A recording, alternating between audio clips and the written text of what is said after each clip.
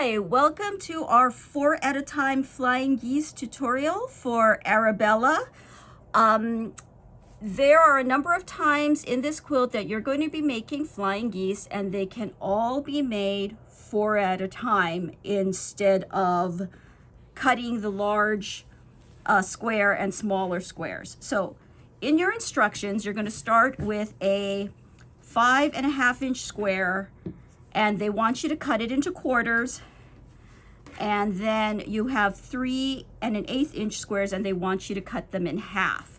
Let me show you a little bit of an easier way to do this without having to manage the bias on all those triangles. Okay, so we're going to start with 1 5.5 inch square and 4 3 1/8 inch squares.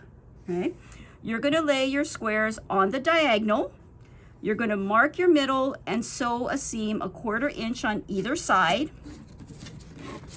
And then you're going to cut this apart.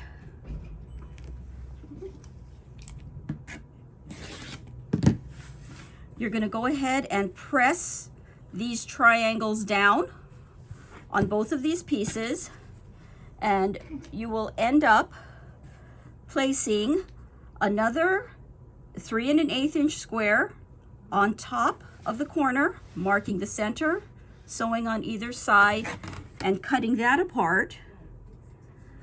And that's how you get 2 of the 4 flying geese. Okay? These are oversized geese, meaning that you're going to want to trim these down.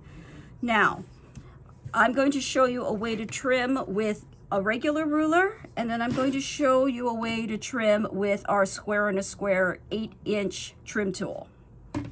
Okay, so these are going to be trimmed to 2.5 inches by 4.5 inches. So I'm going to look here for my 2.5 and my 4.5, and I'm going to look at this 45-degree line going right into the corner.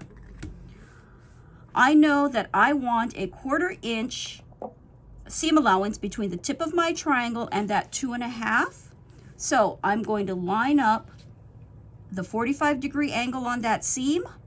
I'm going to make sure that that 2.25 inch point meeting that 45-degree angle is right on that point. And I'm going to note that this is my 2.5 and this is my 4.5. This 4.5 point should be on this seam line. Should. If it's not perfect, don't worry. You're going to trim the side and the bottom of your goose, and then you're going to flip it around, drop that corner into the 2.5 inch by 4.5 inch mark, and trim, and you have your 2.5 inch by 4.5 inch flying goose. Okay. Now, I'm always using this 8-inch square on a square trim tool. I really enjoy it because, like as you saw with the other ruler, there are a lot of lines that can distract you. We're going to be using our trim 4.5 inch corner of our square on a square tool, and I'm going to line this up where the center mark is right on that point. I'm going to line the seams up with the diagonals. I'm going to make sure that these points here, that 1/4 inch seam, are lining up on the seam lines, and I'm going to make my first trim. Now I'm going to turn this around, and I know that this 1/4 inch seam line, those points should be on the seam line, and this point here with the 1/4 inch seam on the top, oops, should be on that point of the triangle.